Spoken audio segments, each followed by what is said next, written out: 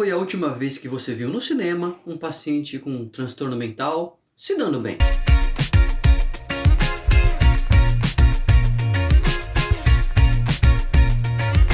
Hoje a gente vai falar dessa questão delicadíssima da representatividade das pessoas com transtorno mental nos filmes de Hollywood. É um tema muito interessante, um tema que fala sobre preconceito, sobre estigma. Eu vou comentar aqui uma pesquisa que faz uma comparação entre os filmes de 2016 e 2019.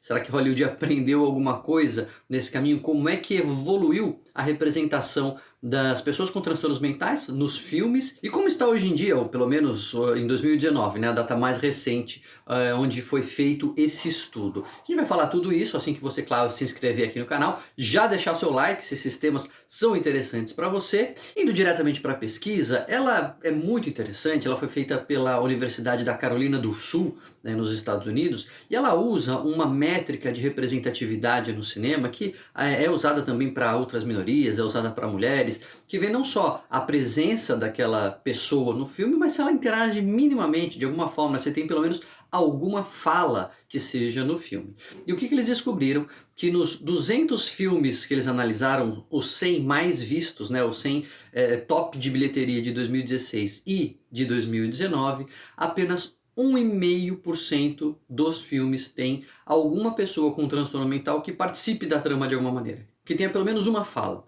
É muito baixo, né?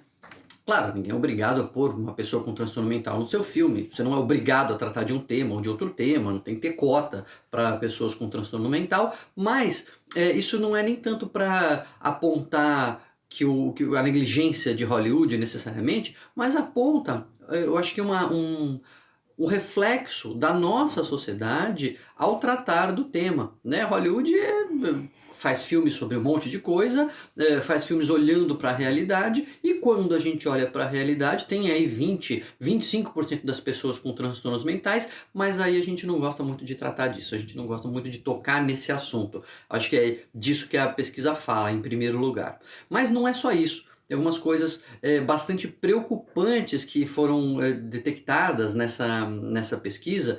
Por quê? Metade dos filmes não tinha ninguém com transtorno mental. Até aí falei também, não tem que ter cotas, mas de alguma maneira isso reflete a nossa visão sobre os transtornos mentais, os pacientes com transtornos mentais, com doenças psiquiátricas. Mas olha só, 75% dos personagens com transtornos mentais sofriam algum tipo de depreciação, eles eram maltratados, eles não eram bem quistos, eles eram ofendidos. 40% deles eram ofendidos por conta do seu transtorno mental. Ah, seu psycho, né, que eles falam, seu doido, seu maluco. Então, olha só o que a gente está mostrando para as pessoas. O paciente com transtorno mental ele não aparece, e quando ele aparece ele apanha. Quando ele aparece, ele é ofendido, ele é escanteado, ele é deixado de lado. Isso vai montando ali um referencial para as pessoas. Na verdade, na maioria das vezes, a gente não convive com pessoas com transtornos mentais. Então, a gente vai buscando aí a nossa imagem mental a partir daquilo que a gente vê. Se os filmes que a gente vê mostram que eles praticamente não aparecem, e quando aparecem, são ofendidos, são maltratados e são vítimas de preconceito por conta do seu transtorno mental, isso vai moldando um pouco a nossa visão do transtorno mental na própria sociedade, né? Você nunca viu um filme falando assim, ah, seu diabético, sai daqui, você é hipertenso, sai daqui com essa pressão alta. Por que com transtornos mentais isso acontece? Coincidência ou não, os pesquisadores viram que esse número, né, de 40% é o dobro em 2019 do que era em 2016. Mais pessoas acabaram sendo representadas como sendo ofendidas por conta da sua doença agora em 2019 do que lá atrás em 2016.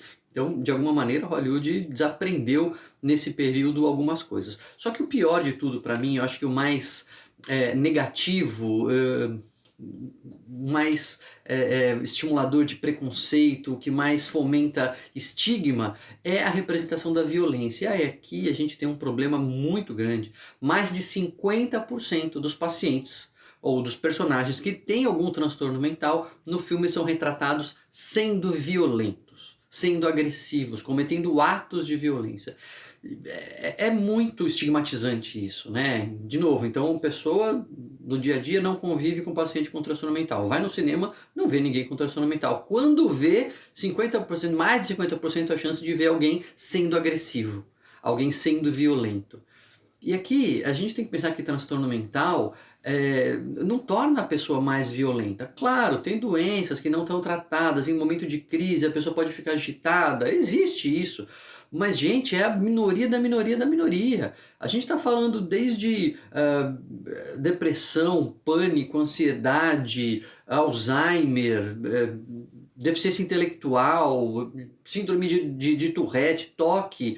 Quer dizer, é muito preconceito a gente achar que todo mundo, assim, qualquer transtorno mental, qualquer pessoa que tem um diagnóstico, ela tem mais chance de ser violenta do que as outras pessoas, até porque acontecia isso, né?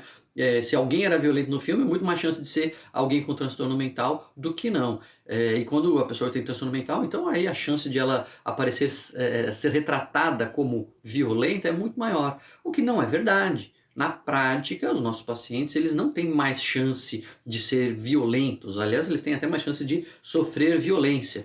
Isso os filmes mostravam também. 38% dos personagens morriam, a maioria das vezes, de causas violentas, né? De causas externas. Então, a representação do transtorno mental em Hollywood, ela ainda é enviesada, ela ainda é preconceituosa.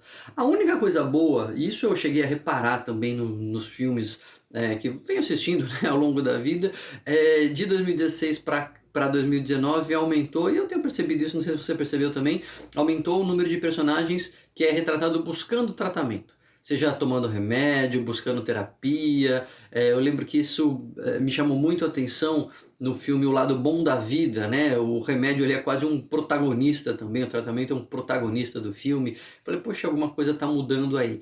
E talvez esse seja o caminho, né? A Hollywood vai aprendendo que transtorno mental tem tratamento, que as pessoas melhoram, que as pessoas ficam bem. Uma vez que cai essa ficha, então a pessoa não fica sendo assim tão retratada como um pária da sociedade, já não é mais retratada como violência. Quem sabe, né? O tratamento é o primeiro passo, quem sabe Hollywood está neste passo de, bom, vamos dar remédio e vamos ver para onde isso caminha. Você reparou isso? Reparou nessas mudanças que vem acontecendo? Você já tinha notado como a violência é tão associada ao transtorno mental nos filmes? E já tinha caído a ficha, não sei se já tinha caído a ficha para você, mas isso é muito importante quando a gente fala do nosso entendimento social da doença. Porque, de novo, as pessoas não têm contato diário, não têm contato frequente, habitual com pessoas com transtorno mental. Elas veem isso no noticiário ou nos filmes, nos livros, enfim.